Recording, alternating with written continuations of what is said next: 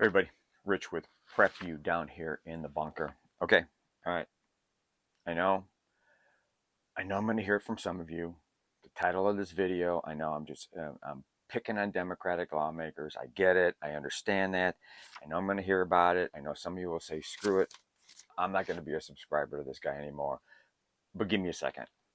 Listen to what I have to say. Hear me out. Okay. Now, it's not all Democratic lawmakers. We all know that. We all know that, especially in the state of Illinois, there are Democratic sheriffs and attorneys, attorney generals from different counties that are Democrat are saying, "Whoa, stop! This is not right. You know, you can't take people's firearms away from them. You can't make them register." I get that, but for the most part, you have to agree with me.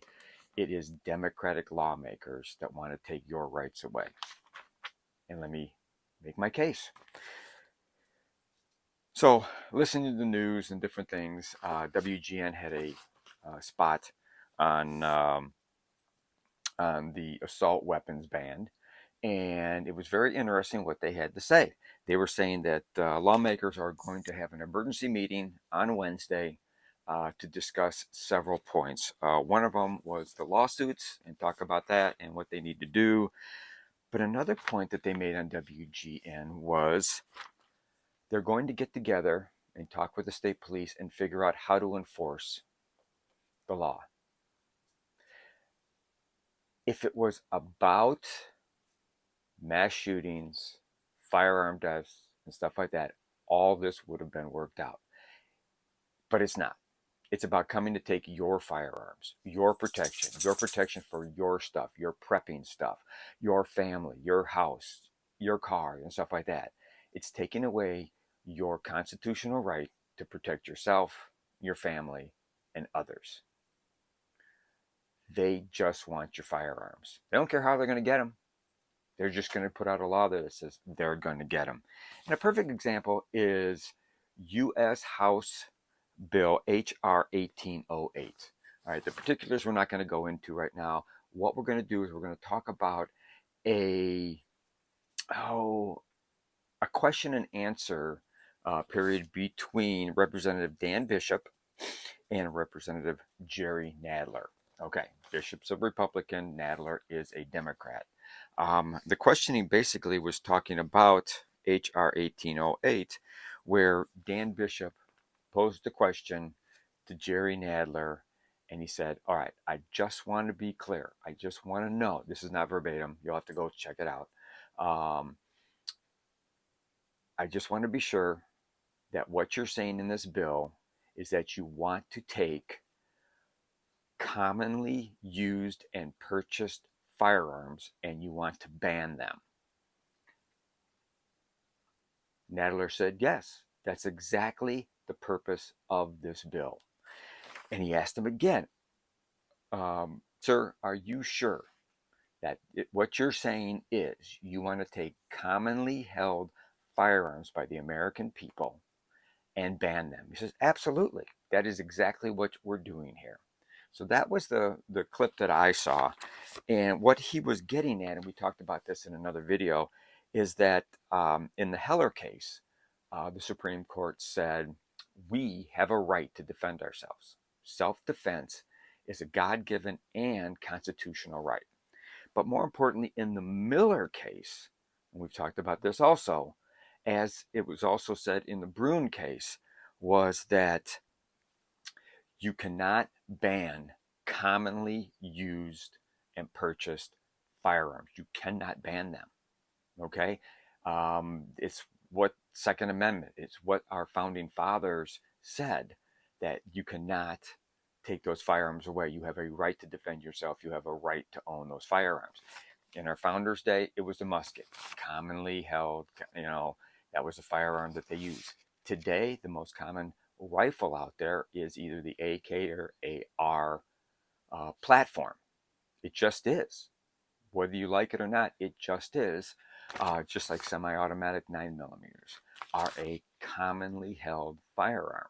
Okay, you can't ban them per the Supreme Court, but they don't care. Basically, they don't care. So HR 1808 is directly against the United States Supreme Court ruling in several cases, but they don't care. They want your firearms. That's all they care about. They are they don't care what the Supreme Court says. They don't care what the Constitution says. They're just coming after your firearms. A great article I read from some crime prevention research talking about where the homicides are using firearms. 1% of all counties count for 42% of homicides. Hey, we all know the bad parts of town. We all know where we're not going to go. We all know that have special caution in certain parts of different areas. And it really comes down to zip codes. All right. Because even within the county may not always be that bad, but specific zip codes within that county. I'm not telling you anything that you don't already know. How many people of you, when your kids have gotten older to drive, you tell them, don't go here, don't go there. All right. But you do that, you know that, and it plays out on a national level. It just does. You know, only a tiny fraction of U.S. counties account for nearly all of the counties' homicides, according to John R. Lott Jr., president of the Crime Prevention Research Center. The worst 31 counties have about a fifth of the county's population, but account for 42% of the country's homicides in 2020. The worst 5% of counties accounted for 73% of homicides. Meanwhile, 52% of counties recorded no homicides in 2020, and another 16% only a single killing. So if you add that up, that's 68% of counties in the United States either had none or one homicide. Okay? Murders are a very small problem for most of the United States. Mr. Lott crunched it down within Los Angeles County, which has a high homicide rate, found that 10% of the county's zip codes accounted for 41% of the homicides. Another 10% accounted for 26% or more. So 20% of the zip codes of LA County counted for 67% of the homicides. So why are they not pinpointing those counties? Why in Chicago aren't they pinpointing the zip codes? Why in New York are they not pinpointing the zip codes and addressing the problems there? Because it's not about the homicides. It's not about the mass shootings. It's about controlling you and taking your firearms away from you, period. And what color are these counties? What color are these cities? They're blue. I'm not making this up. I'm not pulling this out of my hat. It's the truth. You and I all know this, that is absolutely the truth.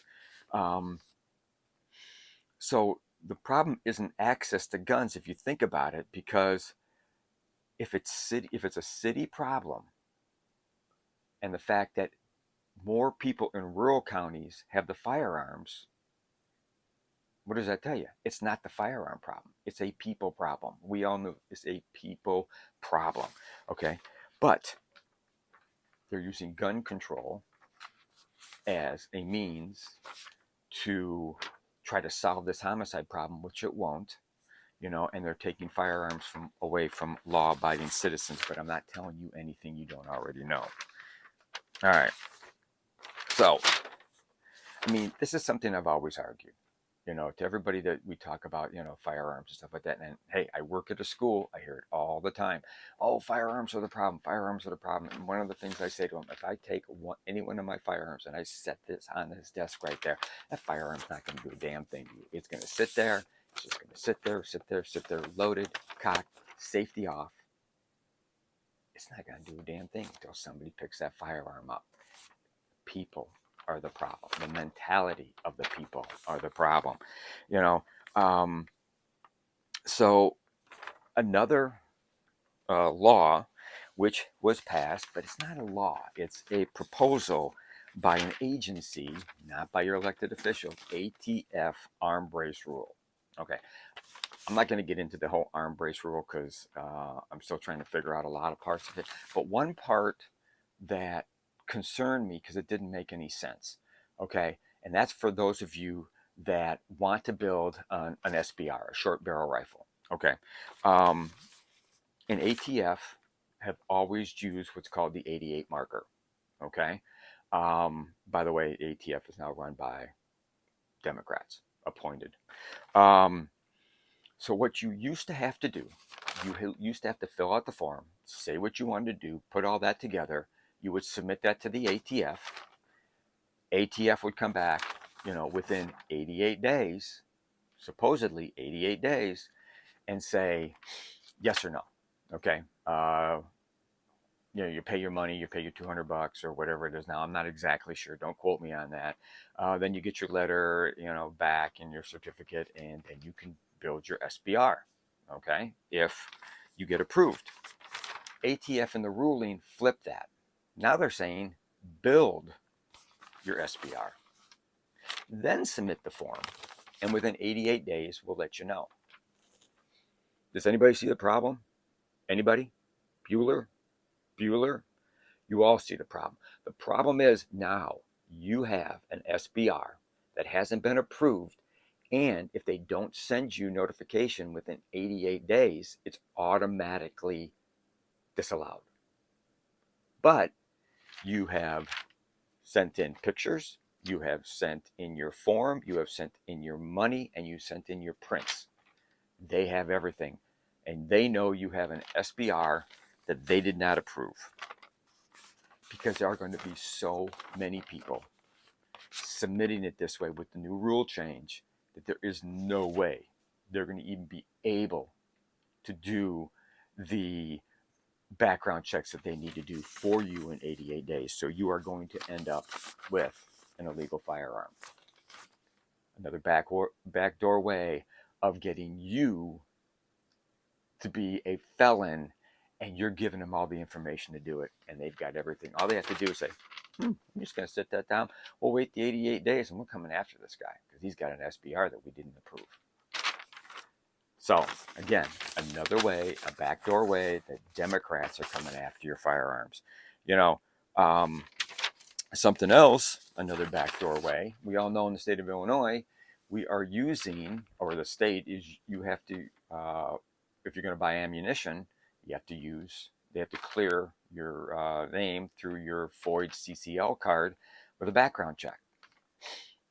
Okay, well, we're supposed to, although right now there's a restraining order for some, and we'll find out more down the road, you're supposed to register your firearm. And looking at the law, not 100% sure. It says everything by January 1st, 2024, and some people are telling me no, it's 300 days. Regardless, you don't register it. You go to your local gun shop and you buy 223556. And the state goes, well, why is he buying a 223556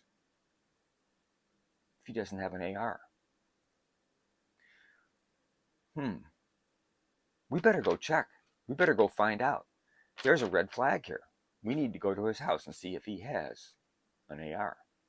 So another way, another backdoor way that the state wants to infringe on your rights. And once again, it's under a democratic regime. All right. So there's my argument. If you disagree with me, you disagree with me. But that's why I made the title specifically Democrat Politicians Just Want Your Firearms, period. So be really careful out there. Stay vocal. I did hear one of our subscribers sent me a notification that down in Effingham County with DeVore, they are filing another lawsuit, another procedural lawsuit. And if you would like to be a part of that, like the 866 were a part of the first one, you can be a part of that. You can be a part of that lawsuit and get your name in there. You just have to get to, I don't know if you can do it online. I don't know if you can call the office, but the subscriber said, go to Tom DeVore's office down in Effingham County, pay $200, and you can be a plaintiff in the next lawsuit and get you in there. Another subscriber asked the question, okay, what if I'm named in there? And what if it's upheld and there's a TRO, if these gun stores don't have the firearm that I want to buy, what do I do? That's a good question. I got to figure that out. If any of you out there know the answer, please let me know um, where you go, what you do, and everything else. I'm still trying to figure it out. Of course, it's Sunday, so nobody's going to be around. I have to work on that on Monday. So that is it. That's all we've got for this video. Everybody out there, be vigilant, be safe, always be aware of your surroundings. It's so important, and it doesn't matter where you're at, home, work, play, vacation, wherever. You've got to be vigilant. And also, like I always tell all my prepping friends, make sure you have enough food, water, and medicine to shelter in place 3, 6, 9, 12 months and beyond, or if you have to bug out, also make sure you have enough ammunition, because you can never really have enough ammunition. And please prep like your life depends on it, because it really does. Thanks a lot. Thanks so much for watching this video. And I hope you don't disagree with me enough to not be a subscriber anymore. Thanks a lot. Take care. Bye.